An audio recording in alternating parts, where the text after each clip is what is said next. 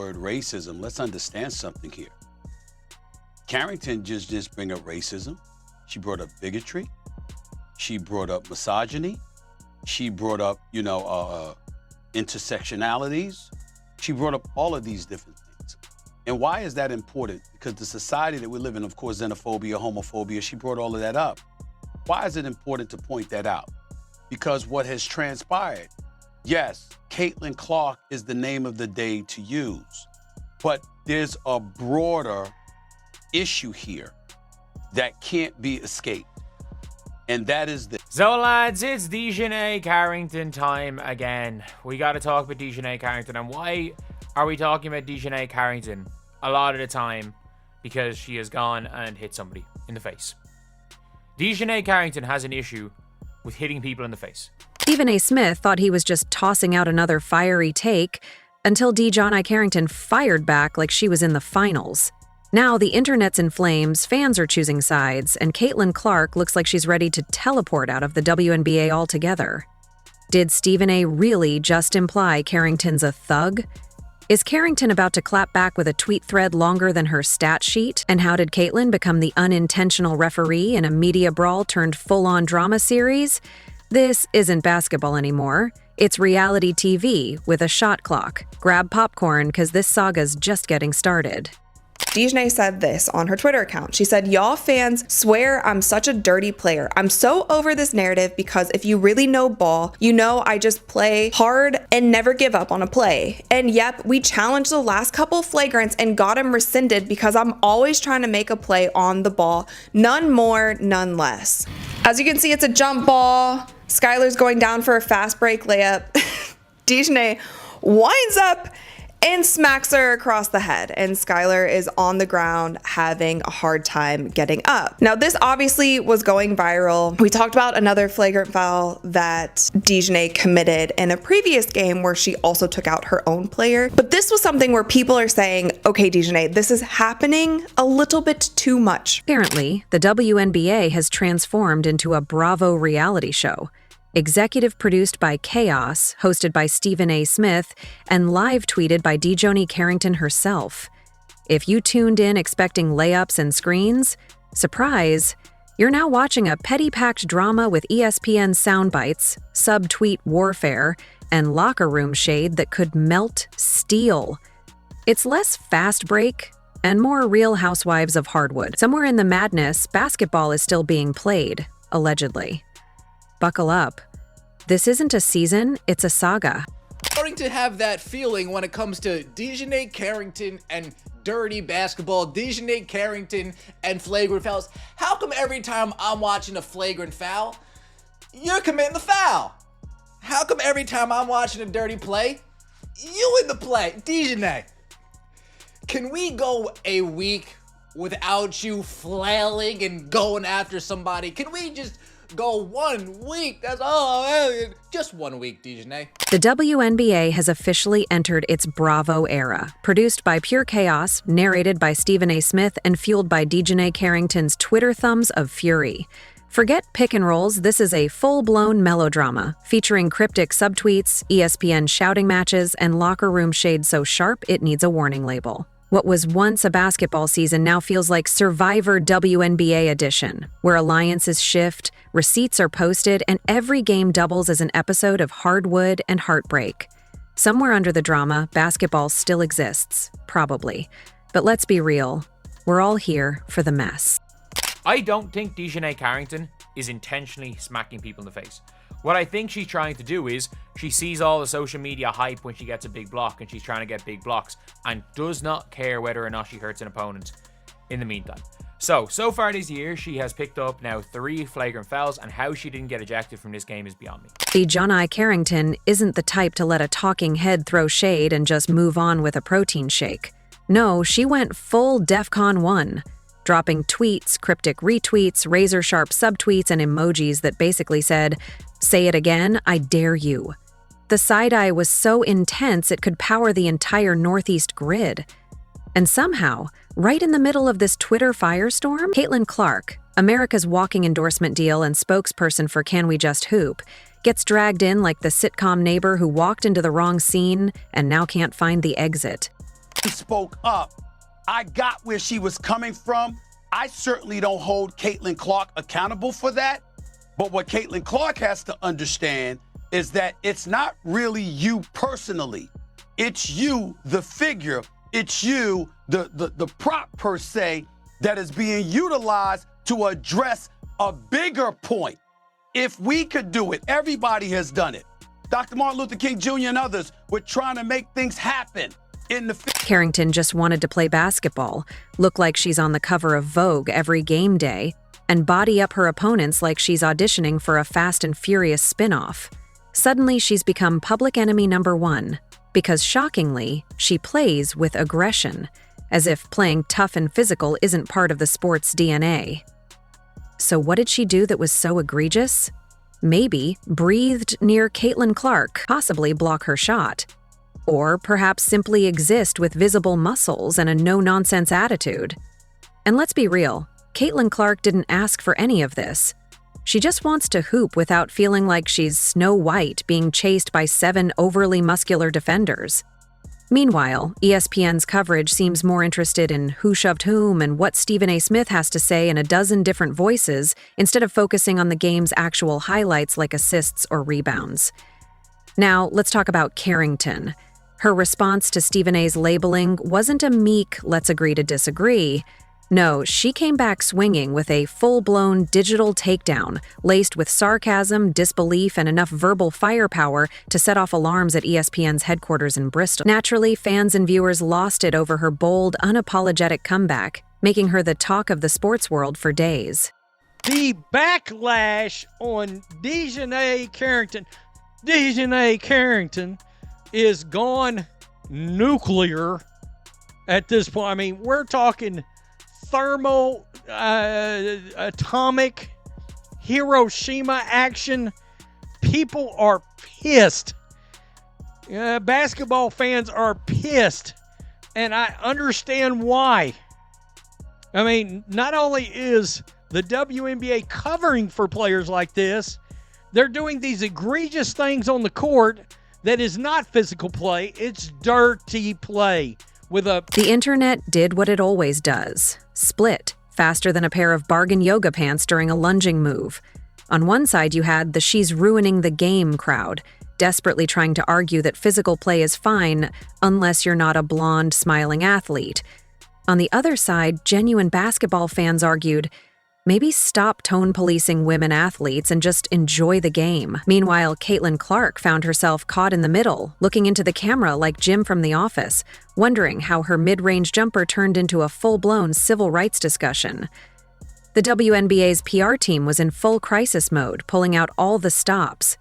They haven't worked this hard since someone decided to put teams in cities where the mascot earns more than the entire roster combined.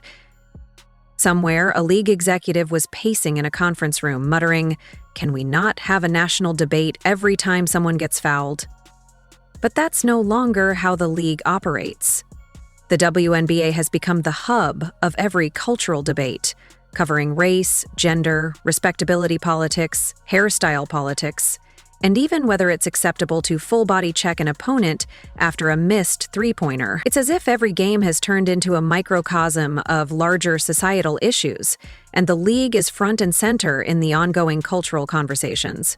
Had to be you, Mustard, where you walk around this life never taking accountability for the shitty behavior that you display day after day. There's literally a highlight reel that we can make now of you taking players out on the court, man. People are about to score, and you sit up here and try to come at the very last minute when you're way too late to block shots and make plays on the ball when you don't have time to. But you still sit here and act like it's WWE and try to take these players out on the court. But the NBA's over there printing billions and acting like load management is a necessary evil, while the WNBA is busy grappling with social media mobs, racial stereotypes, and referees who seem to think a hard foul qualifies as an act of terrorism. Let's take a moment to revisit Stephen A. For a guy who probably narrates his own dreams, he sure knows how to stir the pot. when he decided to go full Shakespearean villain and label Carrington's playing style thuggish. He turned what could have been a normal discussion into a blazing firestorm. Maybe he thought he was just providing hot takes, like debating whether LeBron is the GOAT, if Steph is soft, or if Jordan invented the jump shot. But instead, he dropped a match into a gasoline lake. Carrington, who has the patience of a TSA agent during spring break, was having none of it. She grabbed her phone and typed with the speed of someone fueled by caffeine and frustration, reminding everyone she's not here to perform for ESPN ratings. She's here to compete, to dominate, with style, with grit, and maybe with an elbow or two. And the kicker? The game wasn't even that dirty. No broken noses, no blood, no WWE male suplexes, just regular basketball contact, precisely the kind that's applauded in the men's league. Yet in the WNBA, suddenly people are questioning if Carrington has a criminal record because she bumped into someone with enough force to move a traffic cone. Foul calls got rescinded because Kathy Engelbert is scared of you. Kathy Engelbert sees you across from her in her office and she starts shaking. DiJonai, you want me to rescind these flagrant fouls for you? Yeah, Kathy, that's exactly what I want, Kathy. Okay, DiJonai, because if Kathy Engelbert said no, we're gonna leave them as flagrants, DiJonai Carrington's gonna run right on Twitter. She's gonna run right on Twitter, right to her Substack. She's gonna go in her journal. The racism that I just had to endure talking to the commissioner of the WNBA should not be tolerated here in this league. And let's not forget the fuss over Caitlin Clark getting fouled. Every time she hits the floor, ESPN acts like someone just knocked off a Disney princess. Meanwhile, Carrington could take a charge from a semi-truck and the commentators would probably say, "That's just good defense." And bless Caitlin, she's not even fanning the flames. She answers questions like a hostage reading a prepared statement. I love the competitiveness of the league. Everyone plays hard. Translation, please stop using me to gentrify basketball. I'm just here to hoop. But the media? They need villains, heroes, memes, and drama. When you're a confident black woman who refuses to smile after fouling someone, you're cast as the villain in the WNBA's cinematic universe. Carrington didn't sign up for that role, but she's been cast anyway. And the reactions? They only get more absurd. Some fans say she should apologize. For what? Playing tough defense? Wearing braids? Not bowing down to Caitlin like she's the second coming of Sue Bird? It's straight out of the 1950s. Next, they'll want her to smile more and bring cookies to the post-game press conference. The outrage is just getting sillier. You're pulling ponytails now? Come on, man. What are you doing? What are you doing? I'm literally sitting here watching the Sparks and Dallas game. And then I see this play and I'm like, fam, please tell me DiJonai didn't just yank this girl ponytail. But DJ Carrington isn't about fake apologies. She's about gym grind, throwing shade in the media and serving up flawless tunnel fits. While Stephen A. is yelling into his camera like someone just informed him the Knicks got eliminated again, Carrington is in the lab, crafting her next viral moment, whether on the court or off. The media's obsession with creating villains and heroes doesn't faze her. She keeps doing her thing. Meanwhile, Caitlin Clark now has to dodge press questions like she dodges double teams. Do you think Carrington is violent?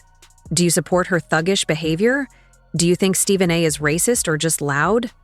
The girl just wants to get her shots up and go home without being turned into a political or racial statement. And let's talk about the term thug for a second. Every time a black athlete plays hard, the media's favorite game is to label them as thug, aggressive, or not a good role model. It's like they expect WNBA players to play defense with a smile and a coupon for Bed Bath & Beyond. But Carrington? She plays like she means it, like her paycheck matters, like she didn't come from a prep school pipeline. And for some reason, that's seen as a threat, not to the league or fans, but to the idea that women athletes should be dainty, marketable, and above all, non-threatening. Spoiler, DJ Carrington is very threatening. Not because of how she plays, but because she refuses to play the game outside the court's lines. She's rewriting what it means to be a confident woman in sports. unapologetically.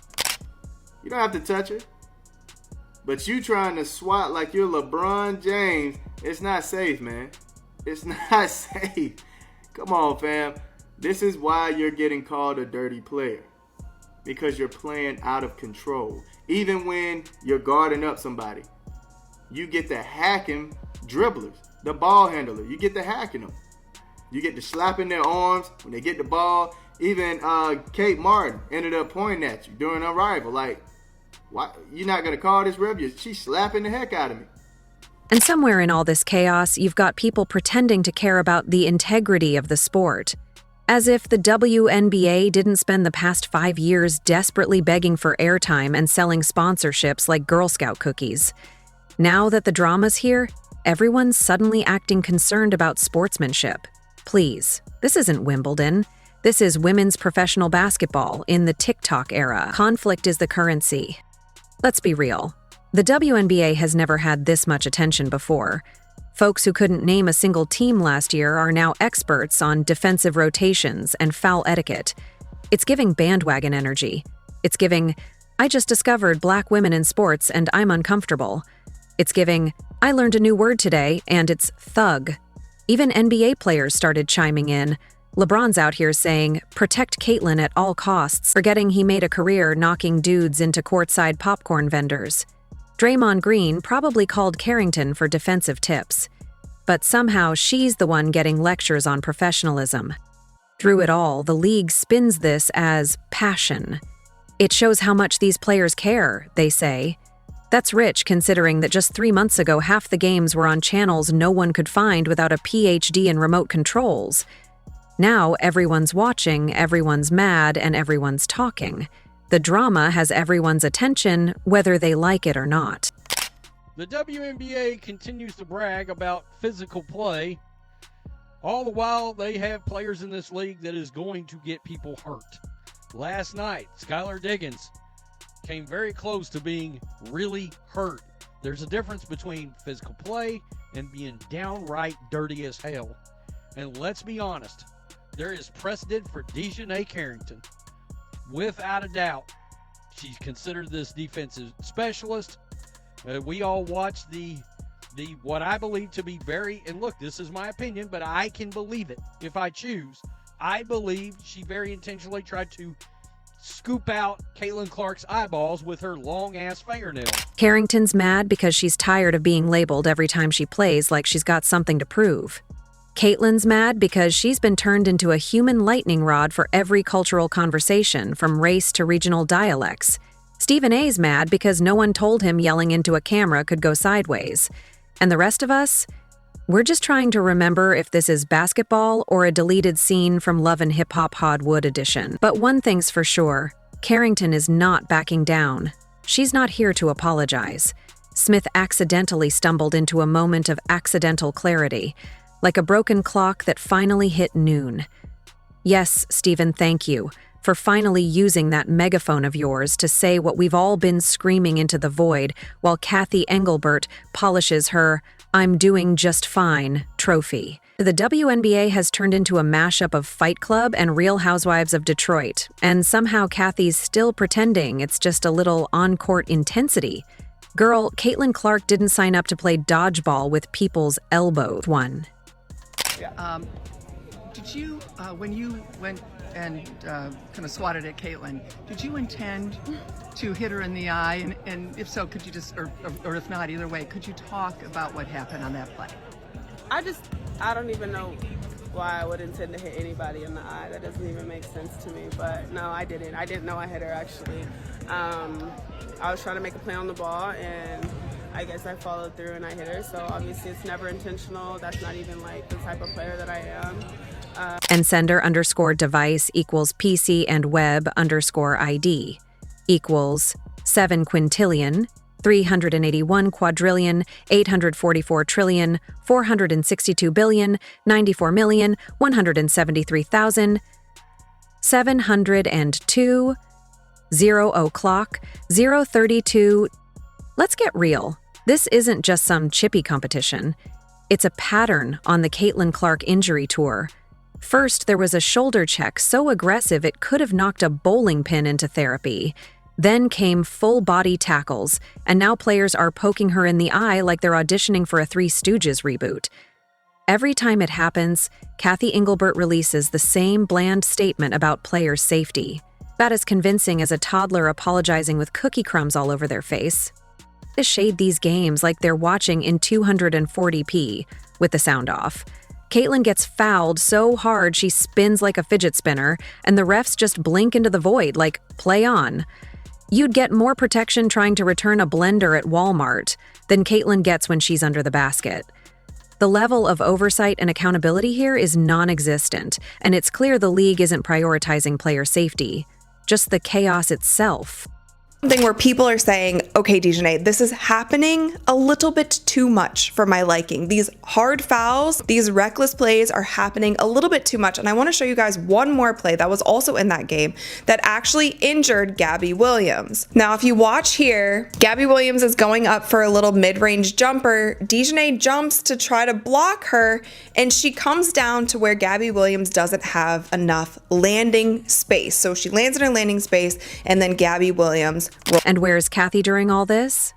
Probably hosting a seminar titled How to Pretend Everything's Fine While Rome Burns. Her PR team could release a statement during an active volcano and somehow spin it as just a minor warm-up. If this were the NBA and LeBron got an eye poke from a bench warmer, Adam Silver would have the FBI investigating before halftime. Kathy Engelbert needs to be replaced by someone who actually watches the games without holding a pair of rose-colored binoculars. And Stephen A? For once, you didn't fumble the mic. But don't get too comfortable.